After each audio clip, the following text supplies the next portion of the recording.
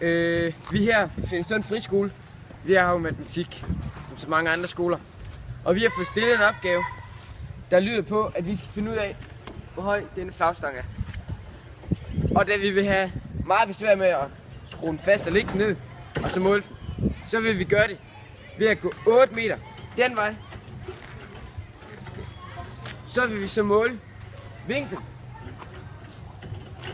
Og så vil vi så bruge et bestemt værktøj.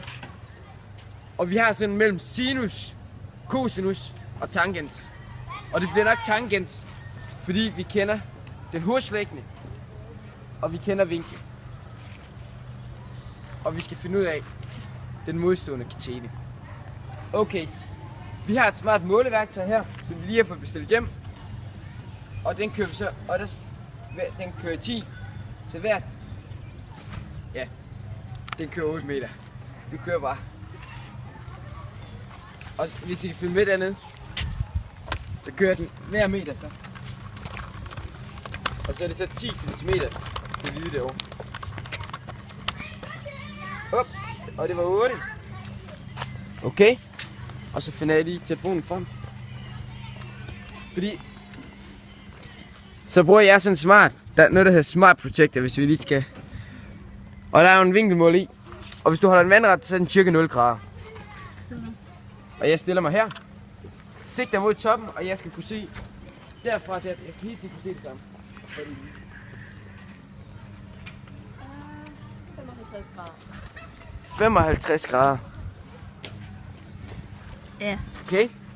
Så går vi hen til vores papir. Så går vi hen til vores papir.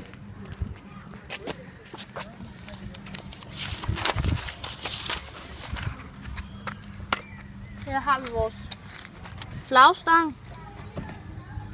Og det her det er jo bare en skitse, så det er Og vi selvfølgelig gik 8 meter ud. Og den firkant der, den er unødvendig. Det er bare for at vise det Det er flagstang. fladet.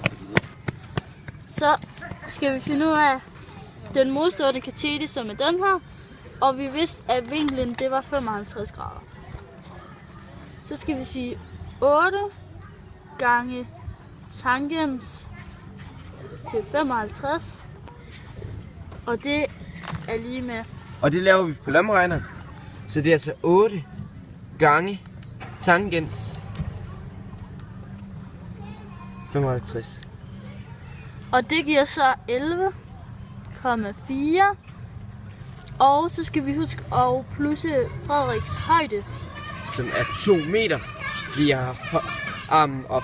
Og det vil så sige, at flagstangen den er 13,4 meter.